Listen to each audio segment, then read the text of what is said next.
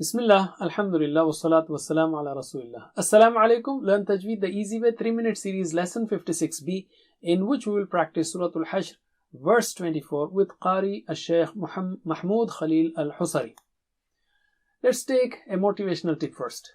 Our beloved Prophet sallallahu alaihi wasallam used to spend hours reciting the Quran while standing in prayer, that too in the night and in every night.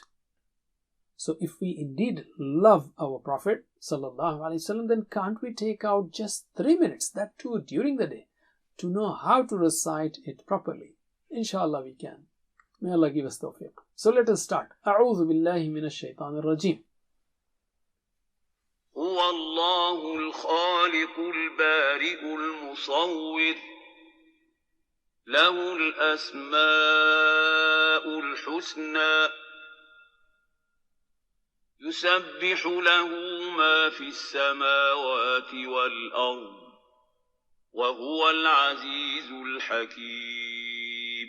Let us repeat. هو الله الخالق البارئ المصور له الأسماء الحسنى يسبح له ما في السماوات والأرض وهو العزيز الحكيم. هو الله الخالق البارئ المصور له الأسماء الحسنى يسبح له ما في السماوات والأرض وهو العزيز الحكيم.